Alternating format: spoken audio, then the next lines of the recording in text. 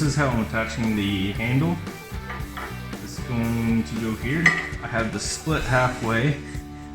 So this is where it's actually going to clamp down. Just a couple bolts. It's going to grip my handle. My handle is made out of stainless steel. I wanted the stainless steel because I wanted a smaller diameter pipe that's going to be able to take a 1-inch brake lever. That will be my throttle. So this perfectly slides in here. I believe this is 1-inch pipe. I believe it's sked 40, and this is 3/4 pipe. So it's gonna go just like that. I'm eventually gonna bend this handle up the way I want it, but I want to do that very last to make sure I get it where I want it when I'm sitting in the boat. So I'm gonna wait till this is all done and built, put on the motor, and then I'm gonna have, then I'm gonna make the handle very last. So I can weld this collar on now.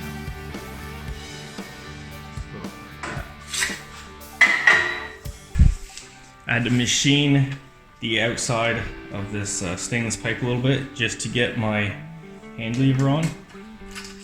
So that fits on there a lot better. And I'm also gonna have a kill switch and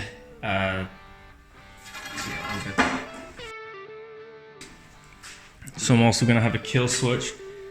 This OD's a little too small. It's actually for a 3/4 inch handle, so that ain't gonna work. But what I'm gonna end up doing is machining a little stub piece that I'm gonna tack and weld on there.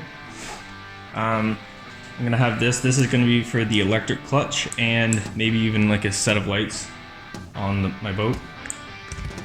And I had to actually drill this out. It's for 3/4 inch handlebars. But I had to machine it out so that it would fit on here.